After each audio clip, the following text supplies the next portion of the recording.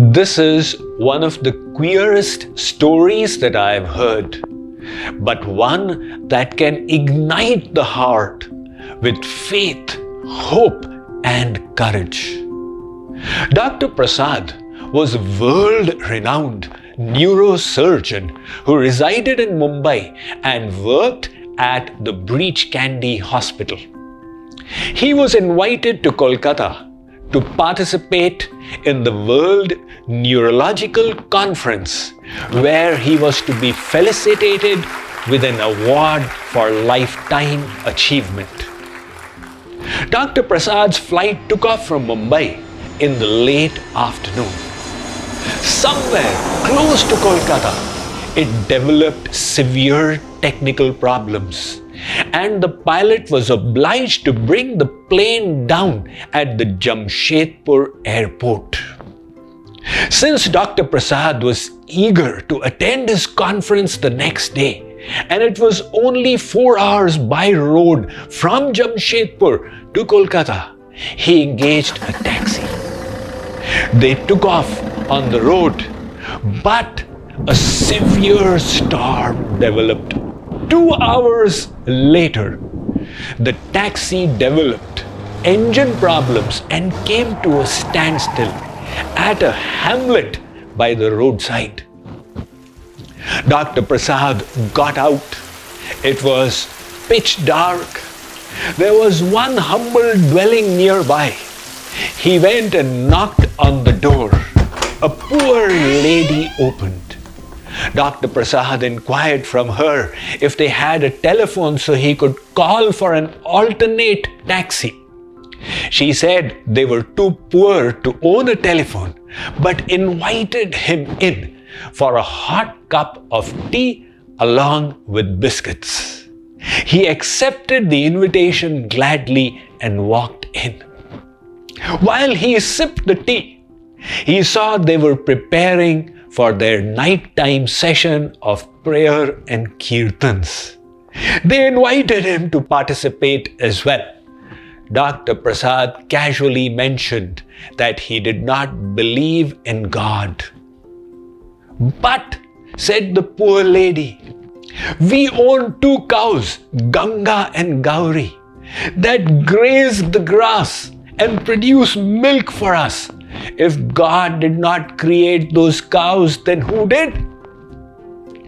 Dr. Prasad was not impressed. The lady persisted.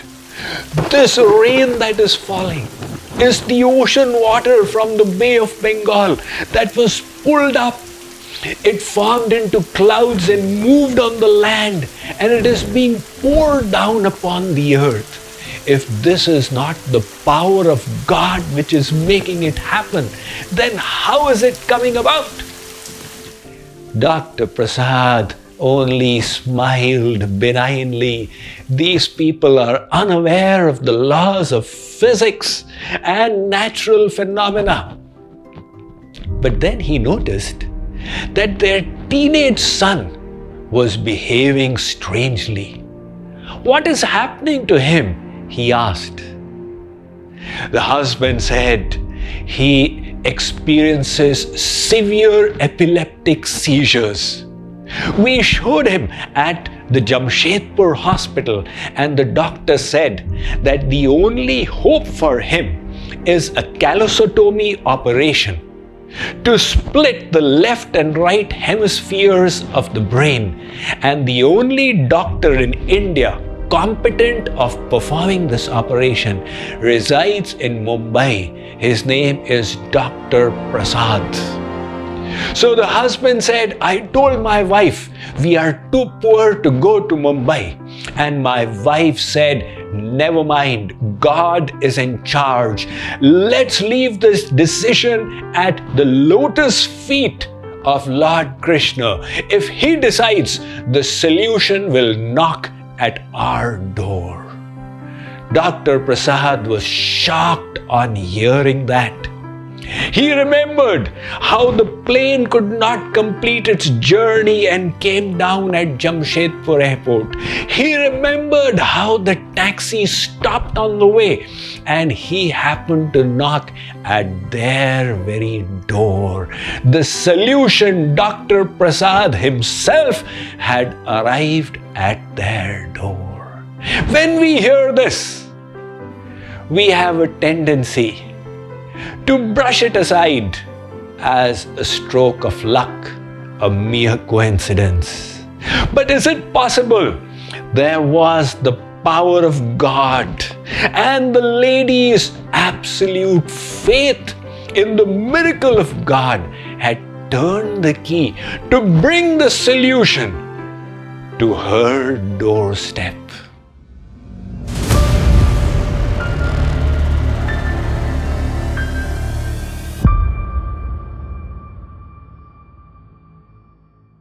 Faith is a wonderful thing when it is applied in the proper place, and it can bring us to ruin if it is applied in the wrong place.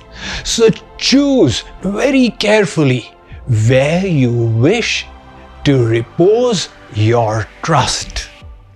Mukta was a college girl who was convinced by her friends to accompany them on her first mountain climbing expedition.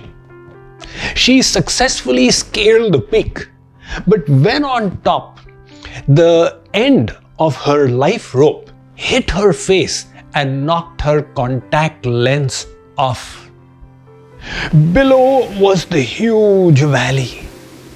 She looked at it from the cliff top and said, "God, you are everywhere and have knowledge of every atom in this world. If you wish, I am sure I'll get my contact lens back." Along with her friends, she returned down the road to the base of the cliff, where another expedition was about to begin.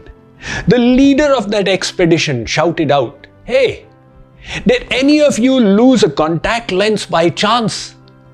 She said, "Yes, that's me." He handed it to her. She was shocked. "How in the world did you get that?" He said, "I saw an ant carrying the contact lens and walking over the rock, and that caught my attention. I thought it must have fallen from one of the climbers." Later, Mukta went home and related the episode to her father, who was a cartoonist. The father drew a sketch of the ant carrying the contact lens with the caption below, "Oh Lord, I don't know why I'm carrying this burden, and it's extremely heavy for me. But if you wish me to do it, I'm sure there must be a purpose behind it." Her faith had made the universe respond by enabling her to find her contact lens. The Bhagavad Gita gives us a very strong message on the topic of faith. I will read to you from my recently published commentary, Bhagavad Gita, the Song of God. This is the 40th verse of the 4th chapter. Lord Krishna says, "Agyascha shraddadhanascha sanshayatma vinashyati nayam lokosti naparo na sukham sanshayatmanah." Translation: persons who possess neither faith nor knowledge and who doubt the revealed scriptures suffer a downfall. For the skeptical soul, there is no happiness, either in this world or the next. Lord Krishna says, even in this world, we need faith.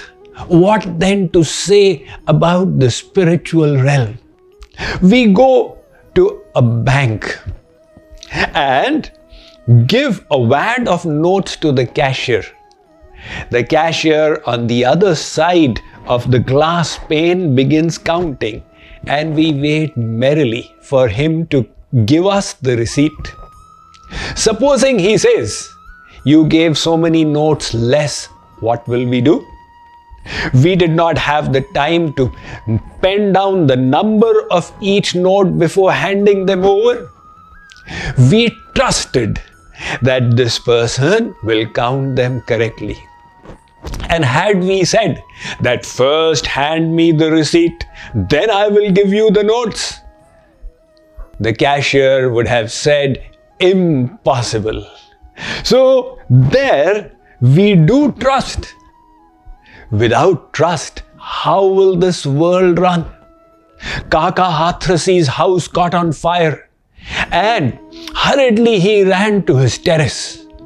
But it turned into a conflagration. People from below, they caught a blanket on all four sides and said, "Kaka, jump!" Kaka Hathrasi said, "I don't have faith. As I jump, you'll pull the blanket away." "Don't be silly, Kaka. This is a serious matter. Jump!"